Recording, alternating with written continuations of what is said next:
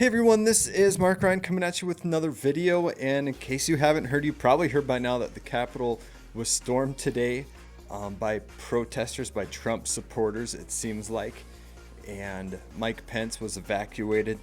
You know, a lot of politicians were evacuated over safety concerns. There were shots fired in there, so it's kind of a big deal. This doesn't happen every day. It seems like this never happens, actually. And so, you know, if you're Christian, well, what do we think of this? And so those Republicans who've really been buying into, hey, it was stolen, we've got to stop the steal because there was widespread voter fraud. Trump supporters who've really bought into that, a lot of them showed up at this event. Now, was the election stolen? Hey, I guess it's for another video. I'm not going to get into that. I'm just going to cop out. But what you have basically is President Trump is really convinced, hey, this election was rigged. This election was stolen from me. And he's putting all this pressure in Mike Pence. Hey, Mike Pence, you are, when it comes to certifying the states, certifying the electors, instead of certifying the ones that, like Pennsylvania and Arizona and Georgia, instead of certifying the ones that they sent, the certified ones that they sent, you are going to read the uncertified ones, the other ones, because they will argue, hey, you have this power. And so Mike Pence was under a lot of just pressure from Trump supporters. Hey, you know, is Mike Pence going to just cave in to the left? Is he gonna fight for us? So basically what you have is, over 100 years ago there was a presidential election with widespread voter fraud. And so what did Congress do? They came up with a bunch of rules for what to do in that situation. And part of it is, hey, the vice president has authority over reading the electors who elect the president of the United States. And what you have Trump and his supporters arguing is, hey, the Mike Pence, instead of reading the electors that Pennsylvania and Georgia and Michigan, Wisconsin, all these sketchy states, they would argue, instead of reading their electors that they sent that are certified and everything, just because there is so much sketchiness and stuff there, Mike Pence has the authority to read other electors, to certify, to choose those electors who the legislators are they're uncertified electors that have been sent. So there's two groups of electors who've been sent: certified ones from Democrats, uncertified ones from Republicans, basically. And Mike Pence can choose the Republican ones instead of the Democrat ones. That is what Trump and basically your avid Trump supporters are arguing, that Mike Pence has the authority to do. And Mike Pence points out, hey, no, my power here, it's ministerial authority. It's not just some legitimate authority I have to choose the electors. And Mike Pence, honestly, Mike Pence is right there, it would seem. If a vice president has the power to choose the electors, whether they're certified or not, that's a big deal. Can you imagine Democrats with that authority? Well, that would be just giving the vice president, Mike Pence, right now, too much power, in my opinion. It's pretty obvious that the vice president doesn't have the power to choose certified electors, or, hey, nope, I'm not going to choose the certified ones, I'm going to choose the uncertified ones. He doesn't have that power. It's just a ministerial power, kind of a fake power, kind of like the Queen of England. Yeah, they've got a queen. She doesn't have any power at all, really. And that's kind of the power that Mike Pence has there, really. But hey, if you haven't taken a moment to like and subscribe, do it. I'm going to come out with videos. I'm hoping for about 4 times a week. I've got one that I'm excited about, over probably my most important video, and it is over just entertainment-driven churches. It's a sermon jam. And so check that out, as it's coming out here pretty soon. But you know, I keep track of a lot of just avid Trump supporters nowadays, and what they're saying. My enthusiasm for Trump, it's not that much, to be honest. I'll just be upfront. But then my enthusiasm for Joe Biden, like, it's in the negatives. So that's kind of where I'm at.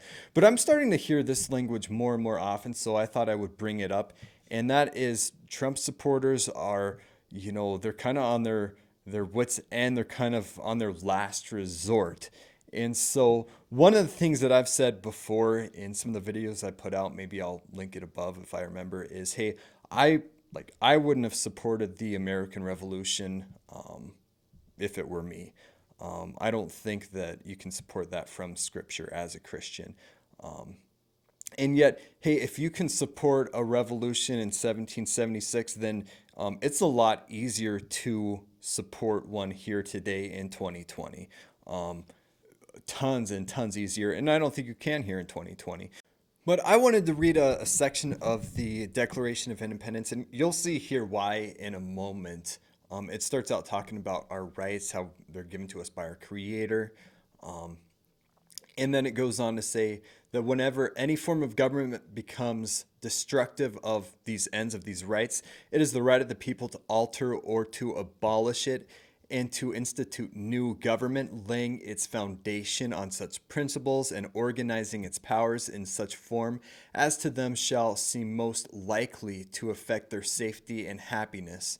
And it is their duty to throw off such government and to provide new guards for their future security. If you can justify a revolution overthrowing the government in 1776, then I believe you can justify it here today in 2020. And I don't think a Christian can justify it today or 200 years ago.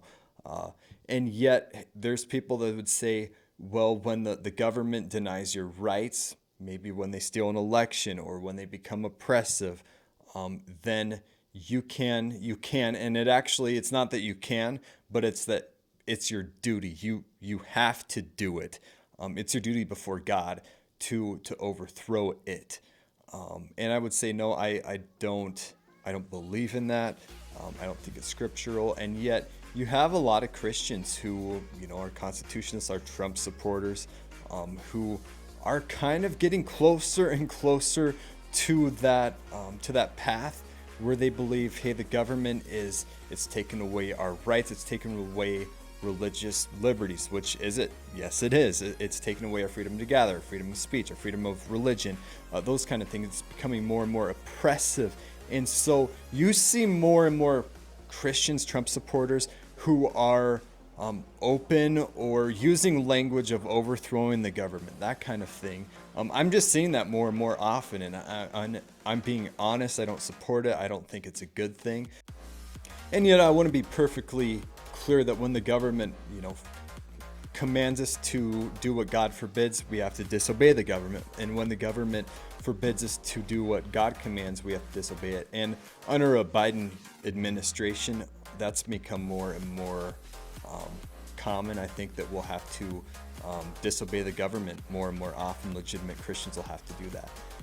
But should we storm Capitol buildings and overthrow the government, stuff like that? No, I don't think that's a Christian response. And what you'll see is the world, the media, and the world, and everyone looks at this kind of stuff, defying authority and all that, and they use it basically to blaspheme God.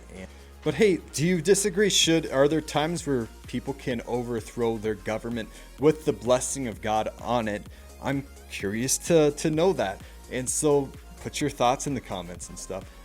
I will say I'm one of those people that say, hey, Christians have a duty before God, to obey God rather than men, so that if I were a governor of a state, I would go as hard as I could to criminalize abortion, and defy the federal government over there, because hey, their decree is lawless, and you have a responsibility before God to protect life. So that if the federal government, again, if they said, hey, it's okay to murder 1-year-olds, you would say, no, I'm governor in Montana or wherever, it's still a crime to murder 1-year-olds, 5-year-olds, or the unborn.